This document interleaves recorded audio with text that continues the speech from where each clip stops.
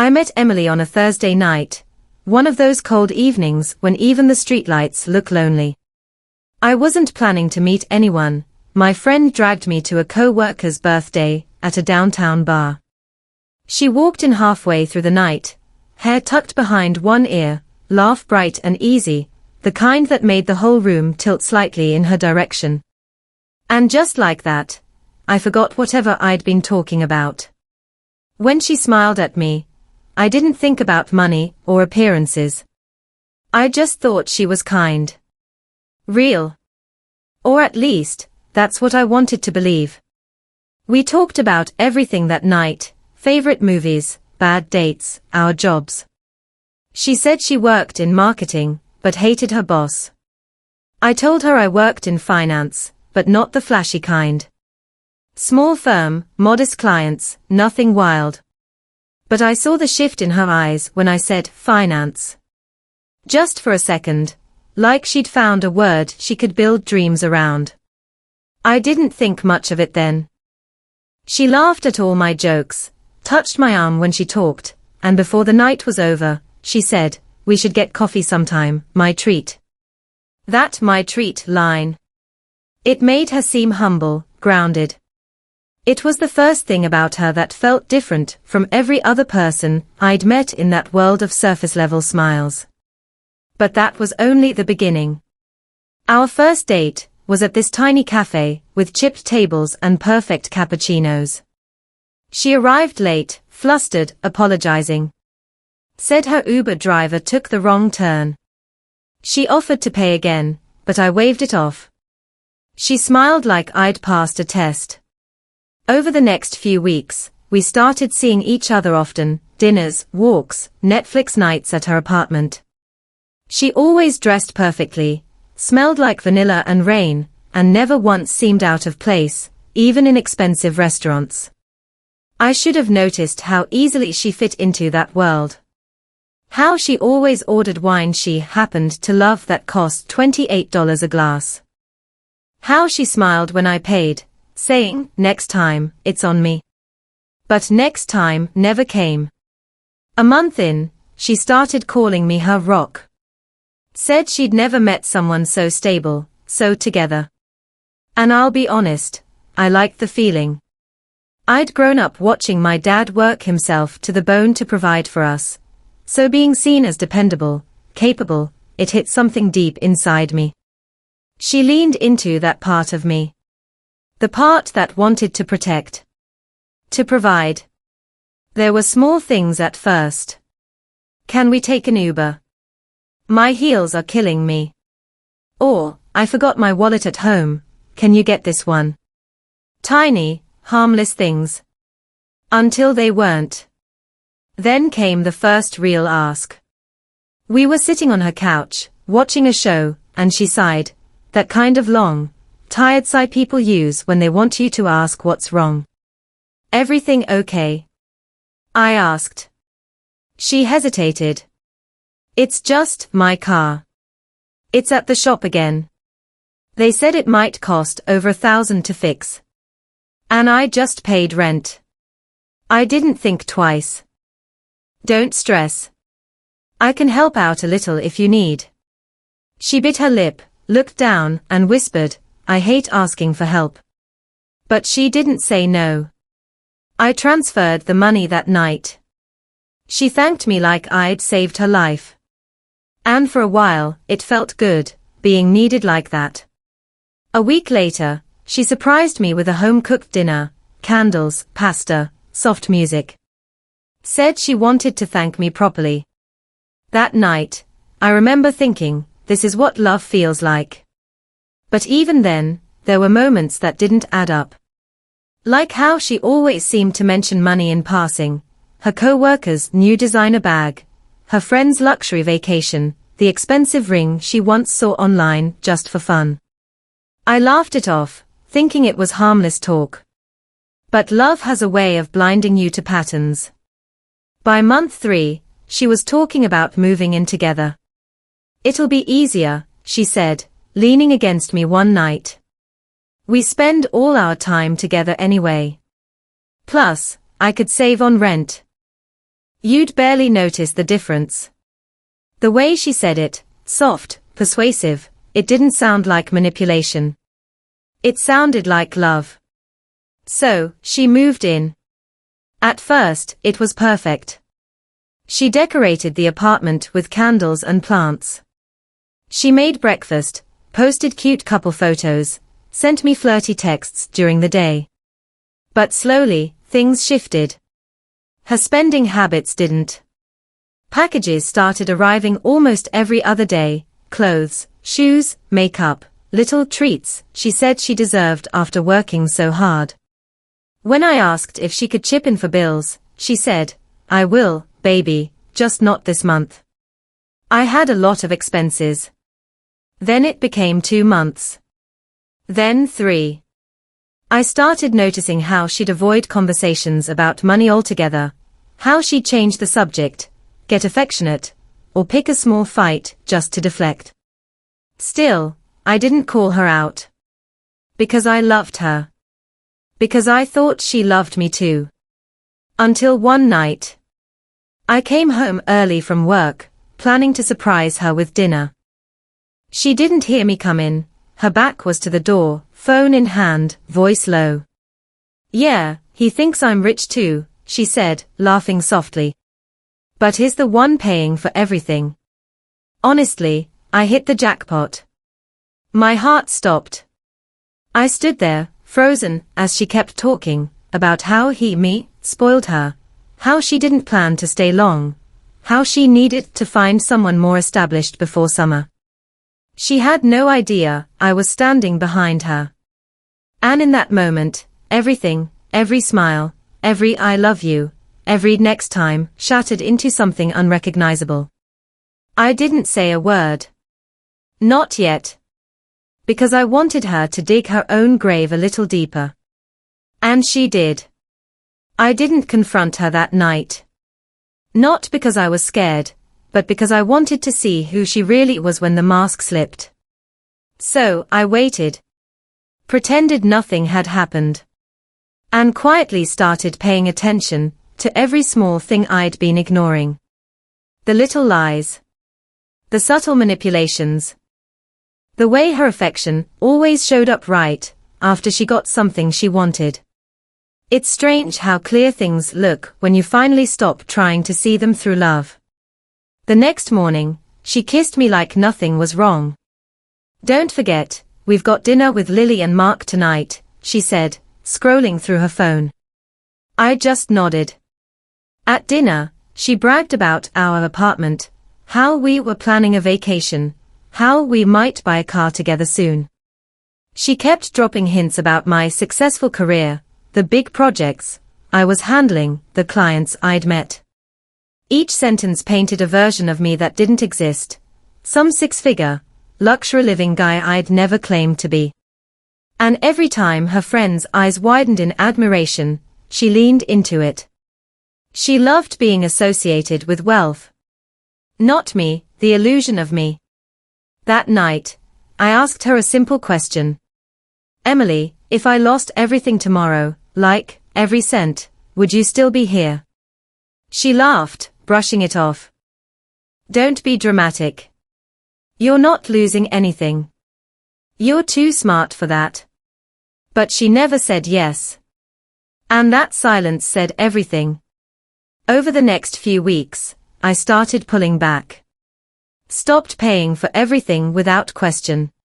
Told her my company was going through a rough patch, that bonuses were delayed, that things were tight. She was sympathetic at first. But sympathy doesn't last long when someone's in it for themselves. Soon, the cracks began to show. She stopped cooking dinner. Stopped posting us online. Stopped calling me during her lunch breaks. Then came the first real argument. "Why haven't you paid the rent yet?" she snapped one evening, tossing her bag on the couch. "I thought we agreed to split it," I said evenly. Her eyes flashed. "Split it?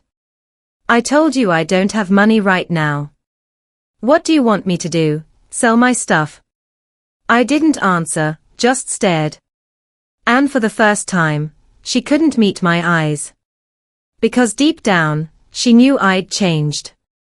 A few days later, she mentioned her credit card bill, said it was out of control.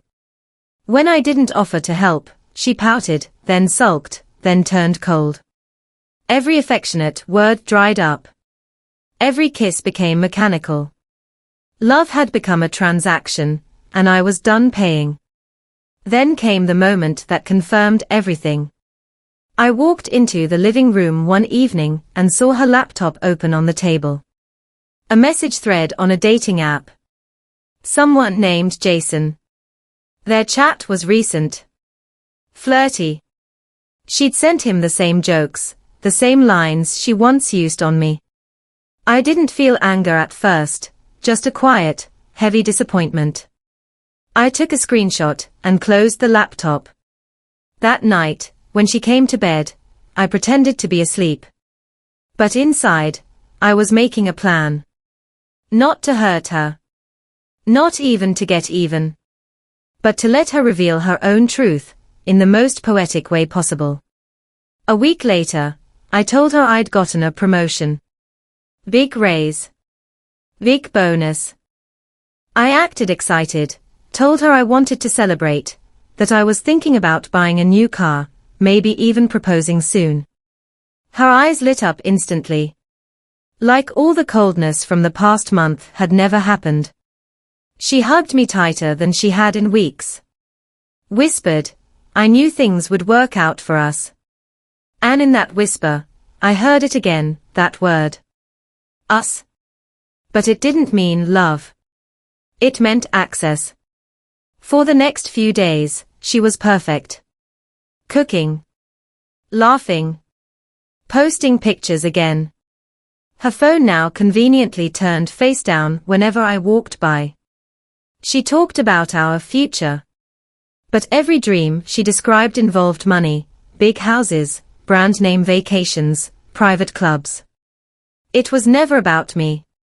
It was always about status. So I decided it was time.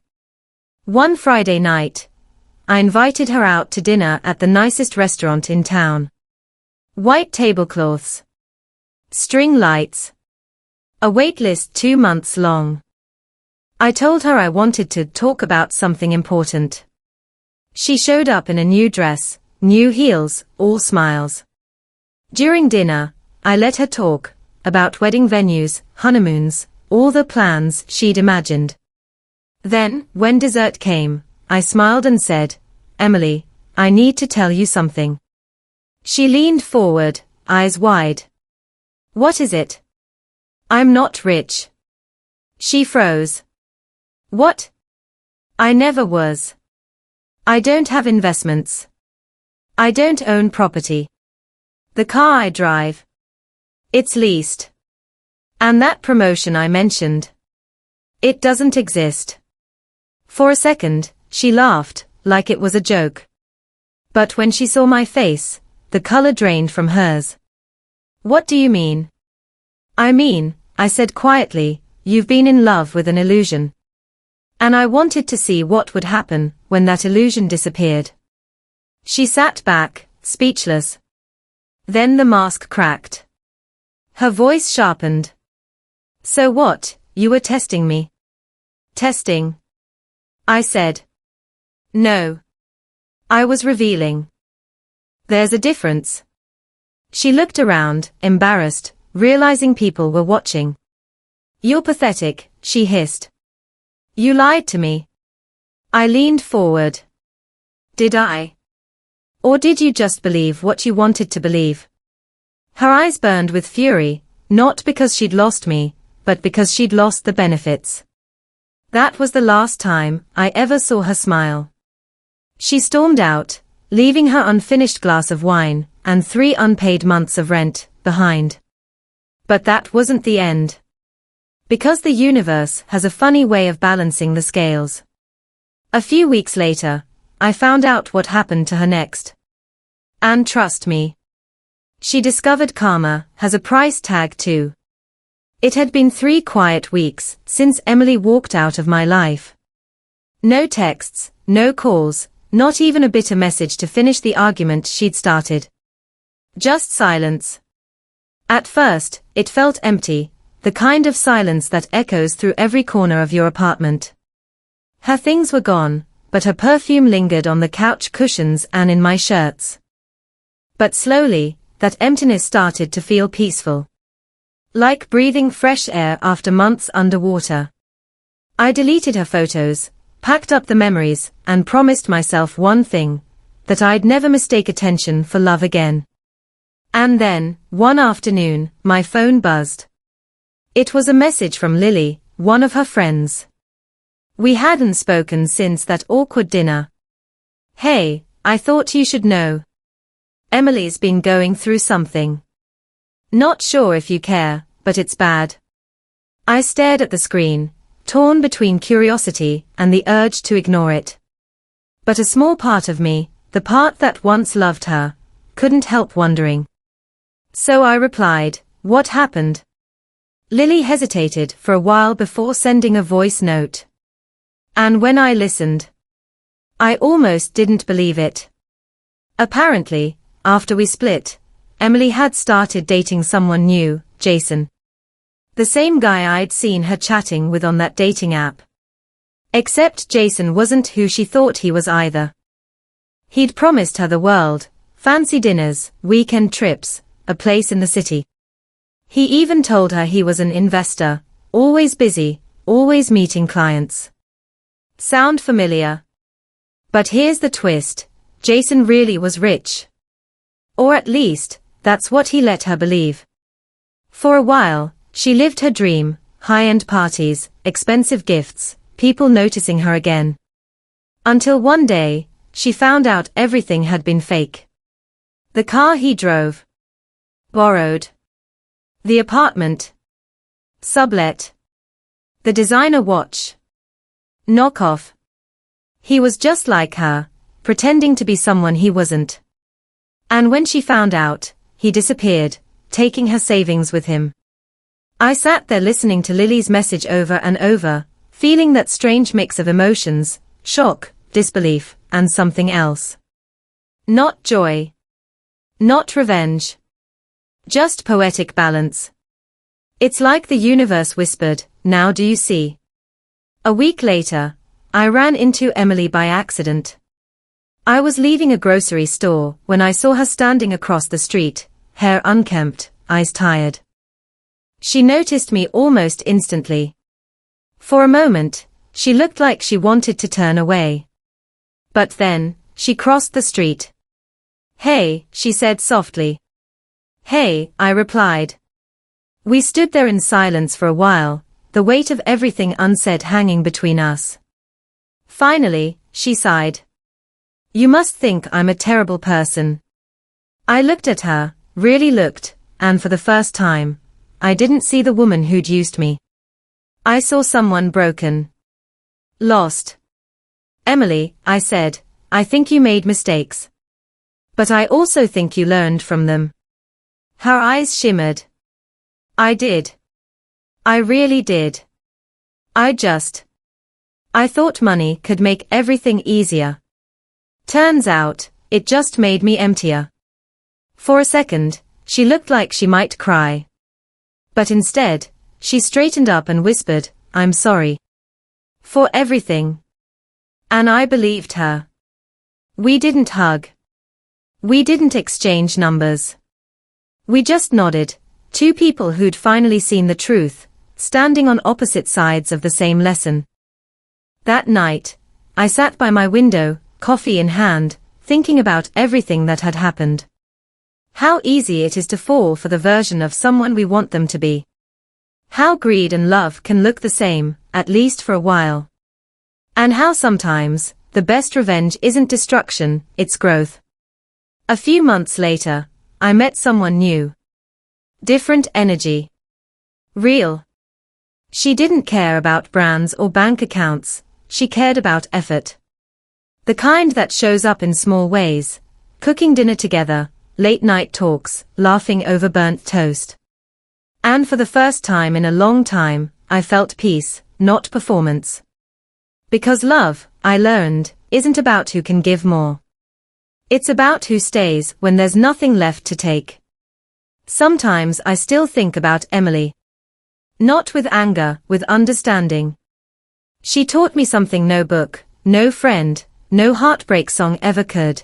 People who use others for gain are often just afraid they'll never be enough on their own. And while I don't forgive what she did, I no longer carry it with me. Because carrying bitterness is just another form of being used by the past.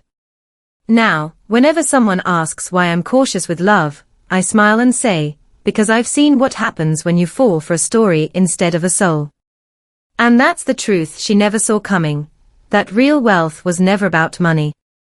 It was about peace. Self-respect. Freedom. Be careful what kind of rich you chase, because if you fall in love with gold, you'll miss the person who'd have given you their whole heart for free. Sometimes, the people closest to us teach the hardest lessons. If this story hit you deep, tell me in the comments, what would you have done in my place? And don't forget to share this with someone who's learned their worth the hard way. Because in the end, the richest thing you can own is peace.